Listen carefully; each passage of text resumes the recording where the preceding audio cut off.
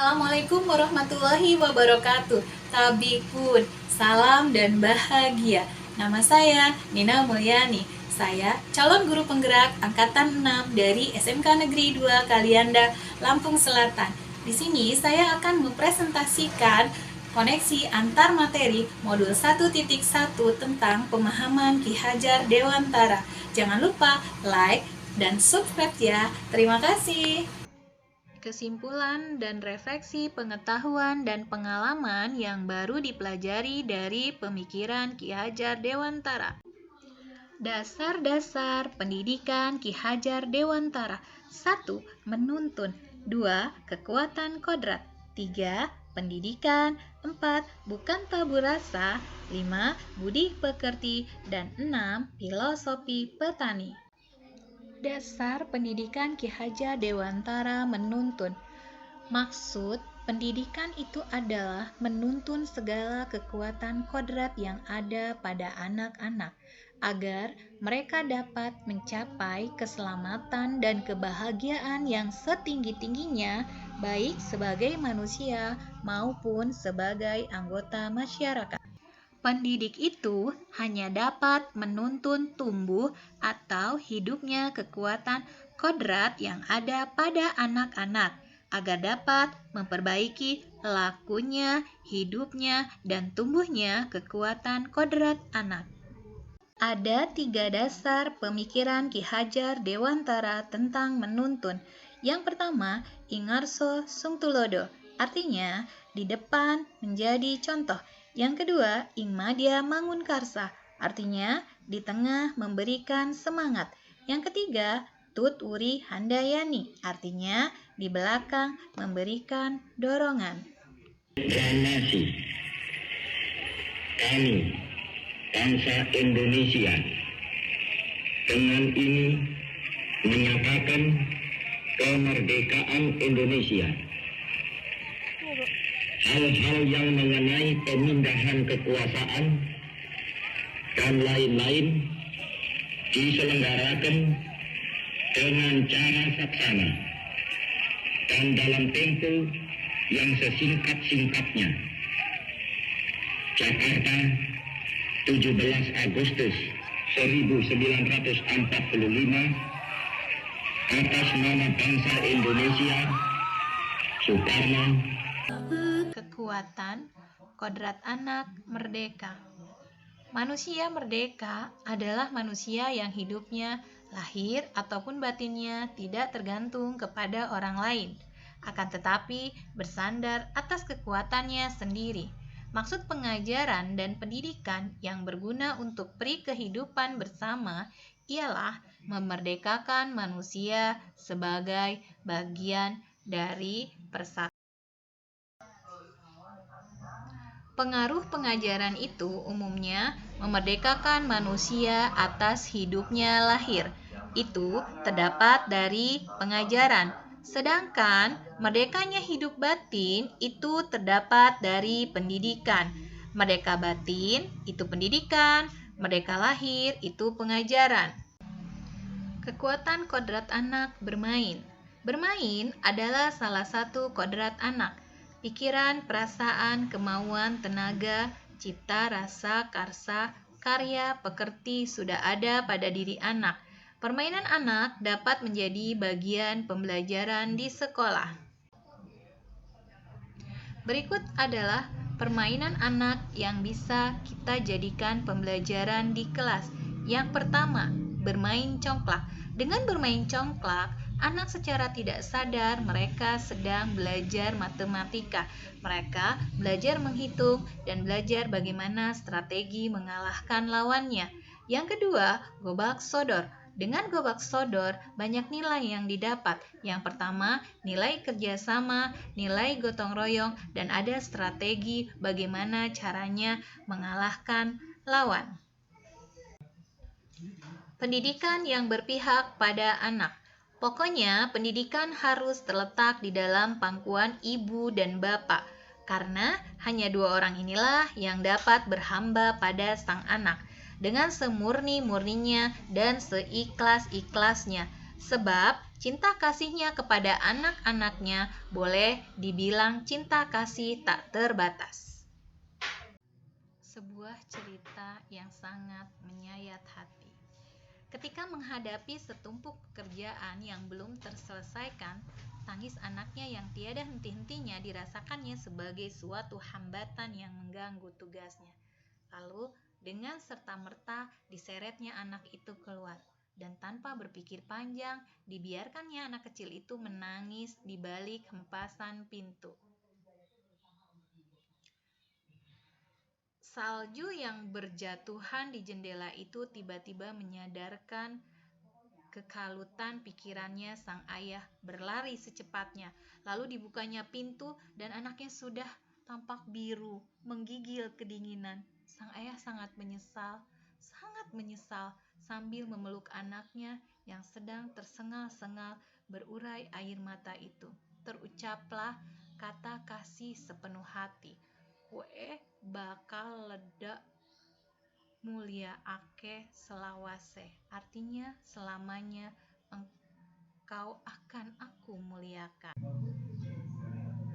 Tuhan mendengar kata umatnya. Apa yang akan terjadi, terjadilah. Anaknya tidak pernah dapat mengurus dirinya sendiri hingga sekarang. Seluruh keluarga selalu berusaha untuk dapat melayani keperluannya. Pengalaman Suwardi menjadi salah satu teori pendidikan dalam perguruan yang dicita-citakannya. Pemikiran tentang berhamba pada anak itu tercetus dari penyesalan mendalam yang dirasakan oleh Suwardi. Dari pengalaman Suwardi itu tercetuslah sebuah teori, yaitu untuk berhamba pada sang anak, pendidikan yang berpihak pada murid. Anak bukanlah kertas kosong yang bisa digambar sesuai dengan keinginan orang dewasa. Anak lahir dengan kekuatan kodrat yang masih samar-samar. Tujuan pendidikan adalah menuntun, memfasilitasi, membantu anak untuk menebalkan garis samar-samar agar dapat memperbaiki lakunya untuk menjadi manusia seutuhnya. Itu merupakan dasar pendidikan Ki Hajar Dewantara, bukan tabula rasa.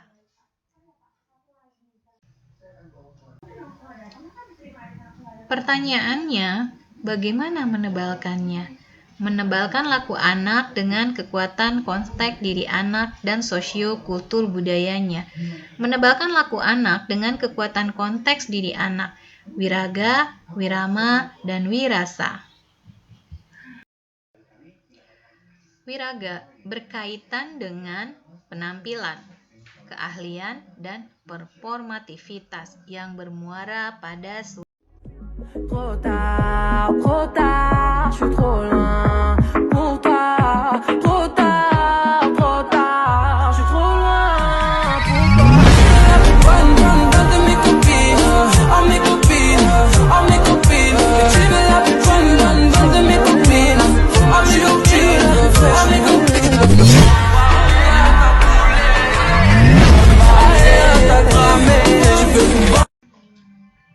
Wirama atau ritma mempersoalkan bagaimana dugaan atas apa yang berubah dari kehidupan kita.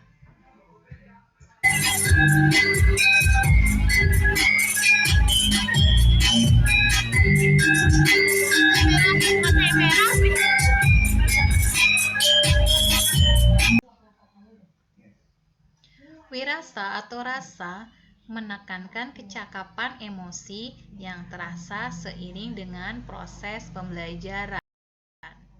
Yang dilakukan oleh seorang pelajar itu harus bagaimana? Yaitu lebih banyak belajar dalam menuntut ilmu dan jangan hanya terpaku pada ijazah tapi juga harus memiliki ilmu yang lebih. Oke, tepuk tangan buat kelompok berapa?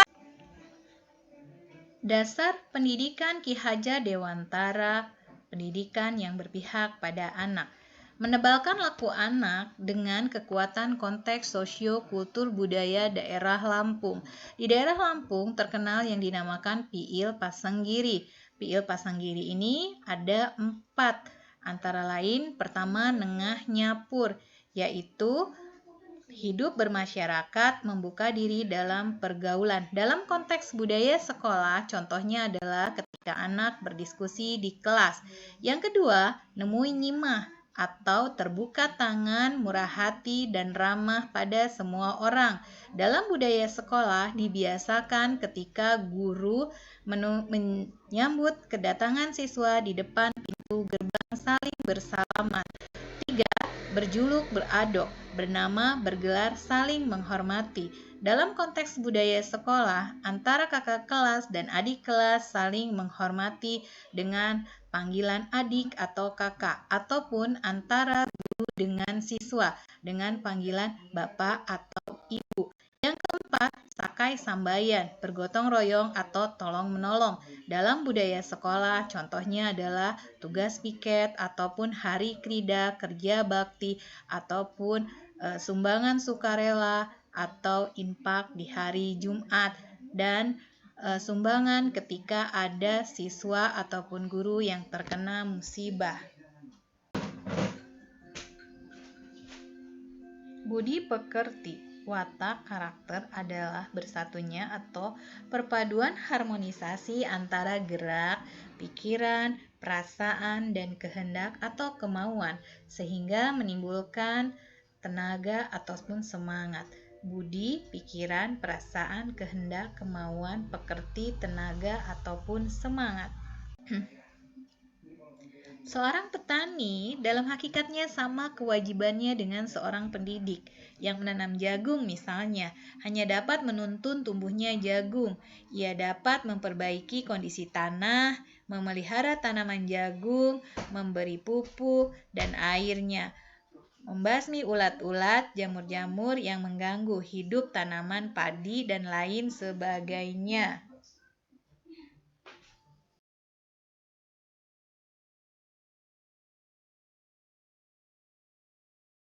Koneksi antar materi, kesimpulan, dan refleksi modul 1.1a8.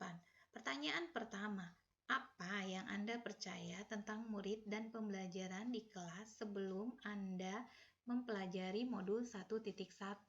Jadi jawabannya adalah, sebelum mempelajari pemikiran Ki Hajar Dewantara, saya sangat yakin bahwa dengan memberikan hukuman kepada siswa ataupun memberikan tindakan tegas akan dapat mengubah perilaku mereka. Ketika siswa melakukan kesalahan yang berulang-ulang, dengan tegas saya memberikan hukuman yang tidak sesuai dengan kodratnya, seperti 1. Pada saat mereka terlambat hadir di sekolah, saya menghukum mereka untuk membersihkan kamar mandi atau melakukan push up atau melakukan sit up. Yang kedua, pada saat ada siswa yang bertengkar, saya menghukum mereka dengan menuliskan kalimat, "Saya menyesal tidak akan mengulangi lagi bertengkar dengan teman saya," sebanyak 10 lembar. Dan mereka harus saling bermaafan serta mereka dihukum dengan membersihkan pekarangan sekolah ataupun membersihkan kamar mandi. Yang ketiga, pada saat mereka tidak mengerjakan tugas, saya menghukum mereka dengan berdiri di depan kelas, berdiri satu kaki dan saling menjewer telinga temannya. Dan saya memberikan tugas yang lebih banyak lagi. Padahal jika dipikir-pikir ya, tugas sedikit yang diberikan kepada murid saja sudah terasa berat. Bagaimana mengerjakan lagi tugas tambahan, ya kan? Apalagi ditambah lagi dengan tugas lainnya yang lebih banyak lagi. Yang keempat, pada saat siswa ada yang tertidur di kelas, saya akan menghukum mereka dengan mencoret wajahnya dengan spidol atau menempelkan penghapus papan tulis ke wajah mereka atau ke jidat mereka sehingga wajah mereka hitam semua dan mengundang gelak tawa siswa yang lain.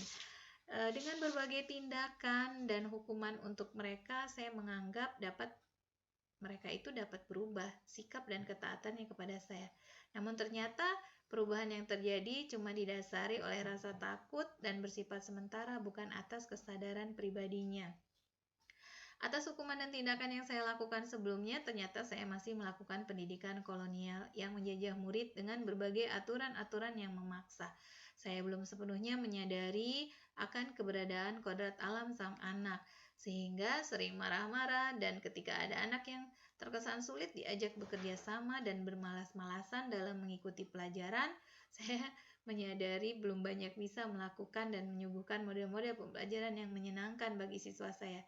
Sehingga siswa tersebut belum sepenuh hati belajar. Oleh karena itu, hati saya tergerak untuk mengikuti pendidikan guru penggerak ini, agar saya bisa terus bergerak, tergerak, dan menggerakkan orang lain untuk menularkan filosofi pendidikan Ki Hajar Dewantara di ranah pendidikan, sehingga pendidikan menjadi lebih bermakna.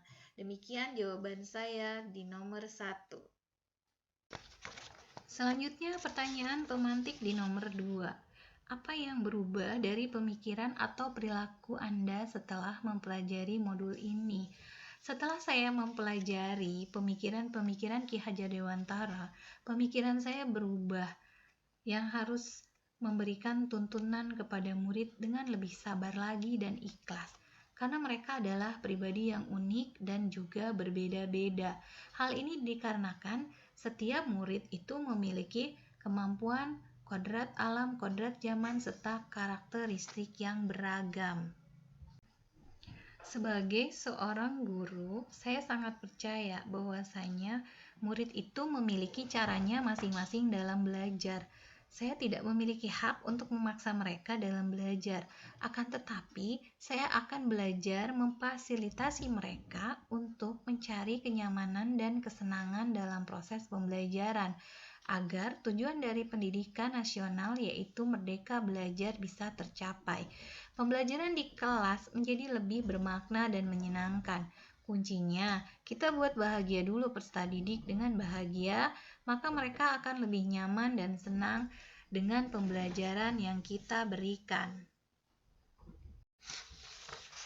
Setelah saya mempelajari filosofi pendidikan Ki Hajar Dewantara, ada energi positif yang saya dapat yakini. Saya merasa semakin bersemangat untuk terus menebarkan kebaikan dan berbagi ilmu kepada semua orang, terutama bagi warga sekolah di tempat saya bekerja. Mendidik dengan cara menuntun, mendidik dengan menyesuaikan kodrat alam dan kodrat zaman murid, serta memberikan contoh pada kehidupan nyata, berperilaku luhur, sehingga bisa menjadi panutan bagi para murid.